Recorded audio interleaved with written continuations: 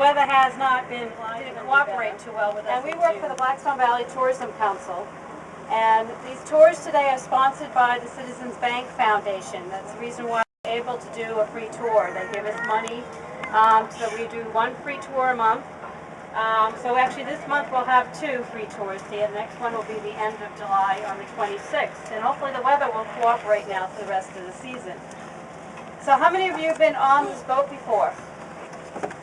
Oh, one person. So the rest of you are all river virgins then? Wow. Or ExPlorer versions. Now, and we're leaving here from the wonderful, beautiful city, only 1.2 square miles of Central Falls, Rhode Island.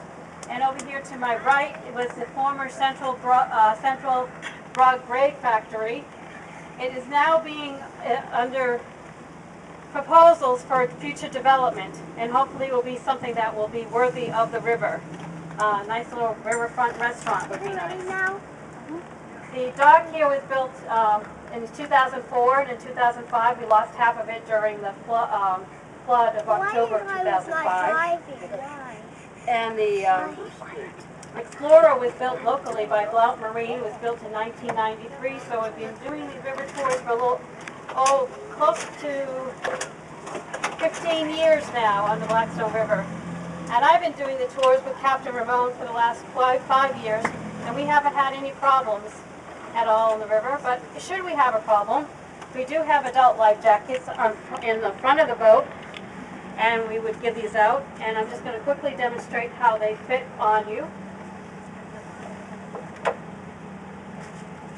You would just basically take them and slide it over your head. Strap around.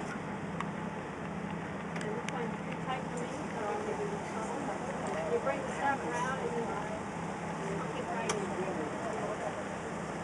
Now we will be heading north.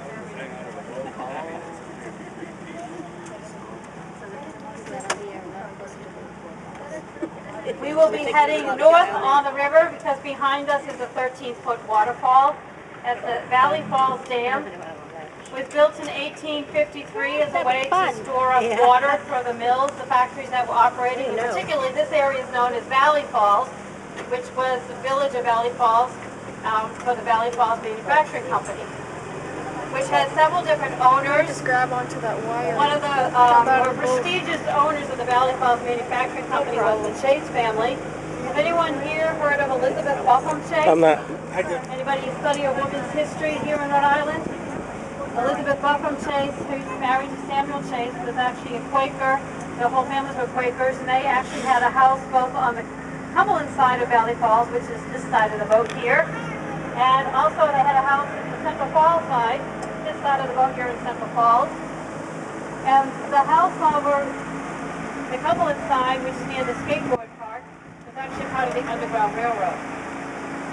Now this portion of our tour, this part of the tour we call our wilderness tour. And if you look up ahead, well, there were some kayakers making their way downriver. I don't know what happened to them. I guess they were back out to the marsh. There is a BlackStone Valley Paddle Club that's out today with the Rhode Island Canoe and Kayak Association. So the river today is being enjoyed by a lot of recreationists and also people, fishermen. I've seen a lot of fishing boats pull up. The fish have returned to the river. But of course the history of the river is that it's being the first industrialized river and also the first polluted river in the country. The river actually begins up in Worcester, Massachusetts and flows 46 miles before it hits the dam down at Main Street in Pawtucket near Slater Mill. Anyone here been to Slater Mill? Some of you been to Slater Mill?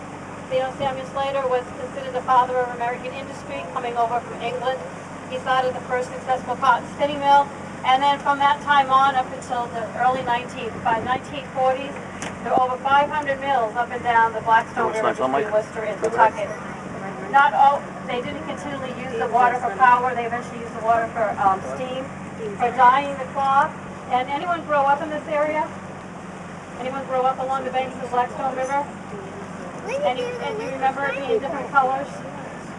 The river at times was a different color depending on what color they were dyeing the shirts, whether it be turquoise like my shirt here. Notice I blend in with the canvas top here of the boat. my camouflage. I think I just heard a osprey. For those of you that have binoculars, you might want to keep an eye out. We do have a lot of birds now that populate this area in the search of fish, blue herons, egrets, and osprey. And we also had a few eagle sightings along the BlackStone River as well, as the river's been working to clean itself up. Mostly the kind of fish I catch here with question is bass, small and large brown bass, occasionally with perch and pickerel. And back in the 1960s, only 2 species of fish were able to live on the river, and that was carp, and I can't remember the other type of fish, but they pretty much could live anywhere. As the river's been getting cleaner, we have returned to about 19 species of fish. Some areas of the river are stocked with trout, which you can actually catch and eat. This part of the river is catch and release. It's a nice little photo here. You can see all the kayakers out enjoying themselves. There is a local outfitter group that's not too far from here on Mendon Road that leads kayak trips into the marsh area. And this boat can't go out there. So many. We've got a couple of fishermen out there too. If you look over to the right too, you'll notice we also have our very own castle. So the kids on board, if you have Sleeping Beauty's castle over there, so see, it's even better than going to Disney World, right? That's actually a church known as St. Matthew's Church, and kind of a testament to not only the number of species returning to the river, but the different types of people that came to this area. That church once had services in French, Spanish, and English. Today they still continue services in Spanish and English. Now as we head out away from the buildings here, over here to the left is the former Cadillac mill. Today it still houses some light industry, including a computer electronic recycling plant that the BlackStone Valley Tourism Council, with their program Keep BlackStone Valley Beautiful, utilizes to have host electronic recycling. So if you have any electronics you want to get rid of, you don't want them in the river, you can bring them and drop them off there on Meeting Street in Cumberland. So how many here are from the BlackStone Valley or live in the BlackStone Valley today? A couple people? Like a lot of people from great distance. Are you from the BlackStone Valley? No.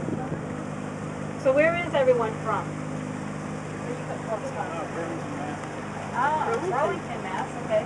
On the Charles? No. Where are you folks from? Norton, Massachusetts. Right. West Warwick. Burlington? Woonsocket. So you're in the BlackStone Valley. You didn't raise your hand, did you? Oh, you're in the BlackStone Valley. How far with the river we can? And we're here too.